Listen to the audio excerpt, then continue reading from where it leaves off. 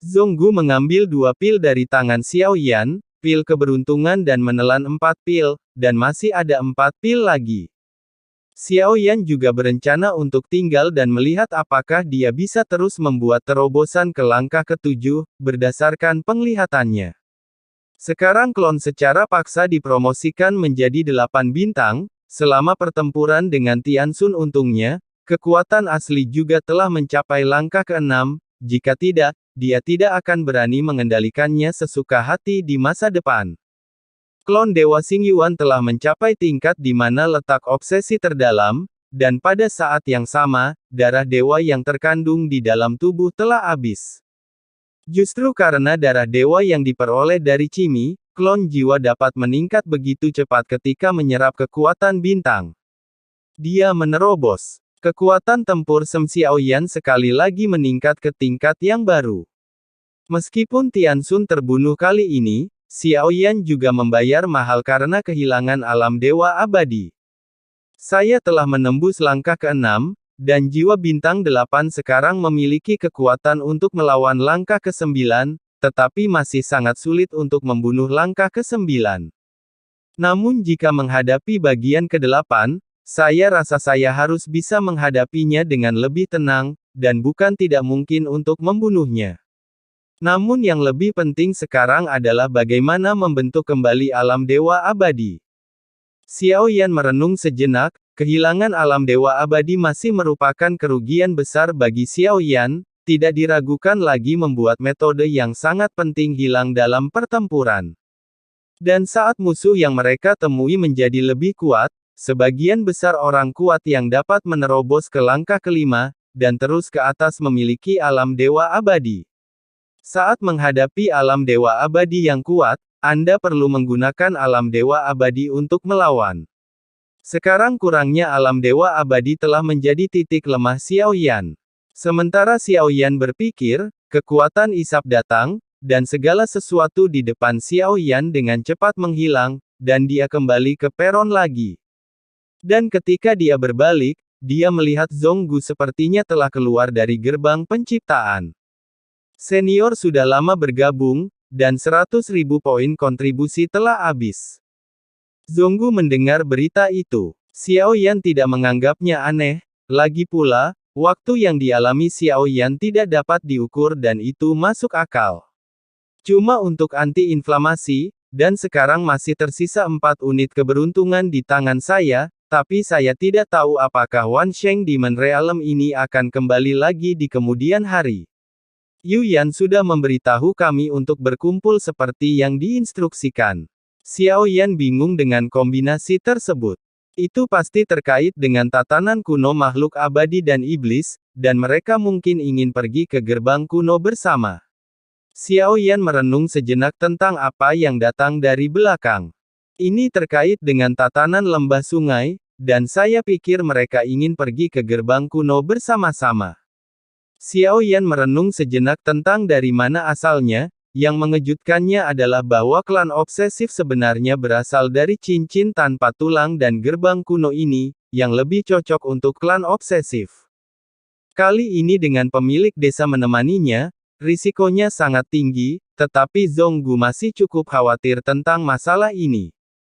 Ketika Yu Yan menghadapi Xiao Yan, dia sepertinya menyadari kelemahannya yang tidak biasa, dan kemungkinan besar dia akan menjadi seperti itu. Terbuka ketika dia dekat. Jika Anda lalai, Anda akan semakin curiga. Tuan yang bernama Yu Yan mungkin telah menyadarinya. Sekarang masalahnya sudah sampai pada titik ini, dia tidak takut untuk pergi. Akan lebih baik jika dia lebih berani.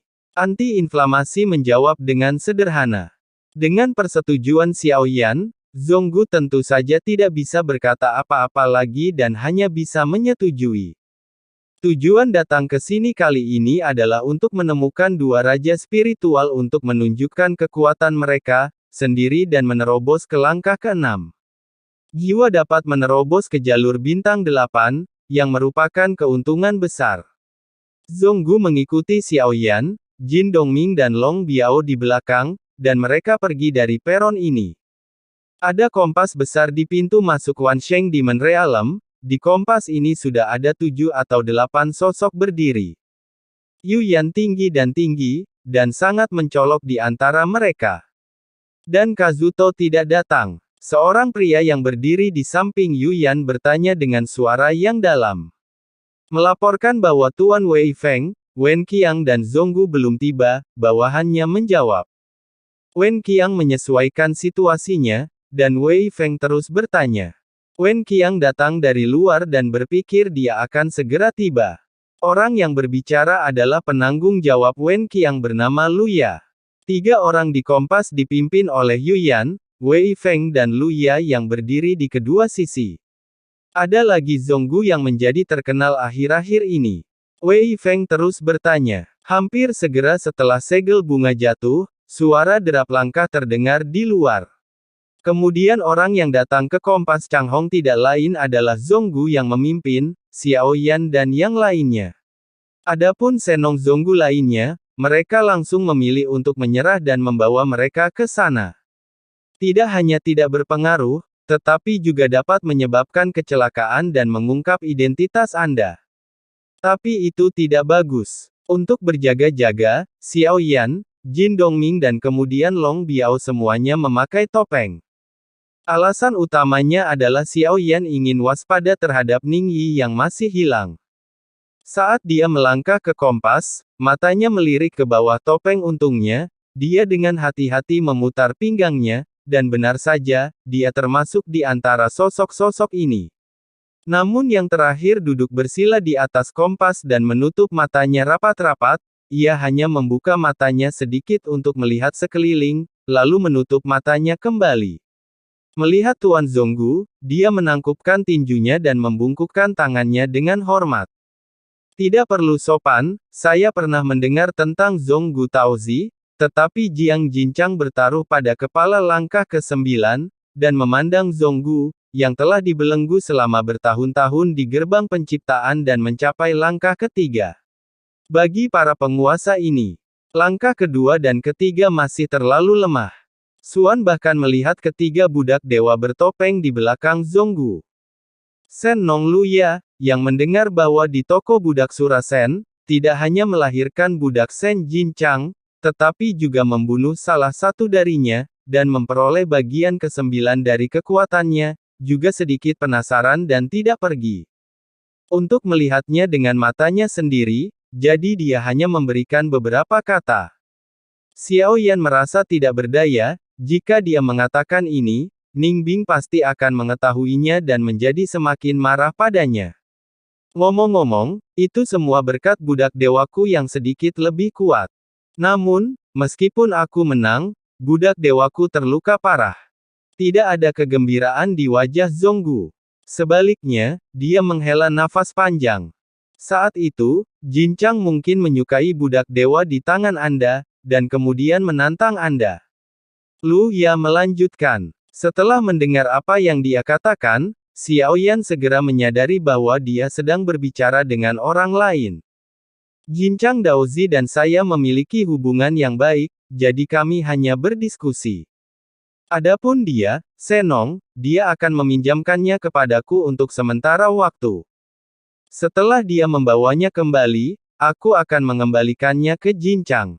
Zonggu tersenyum dan menjawab. Ketika Lu Ya mendengar ini, dia tertawa dan memandang Zonggu sambil berpikir, meskipun kekuatannya sedikit lebih lemah, pikirannya tajam dan dia menjawab dengan bijaksana.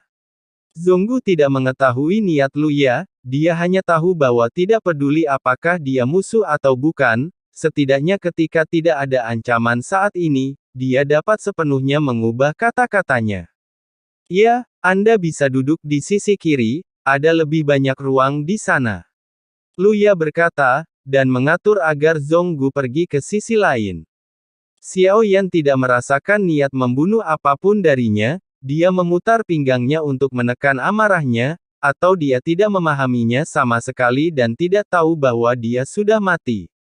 Langkah ke-9 ini adalah Tianxun.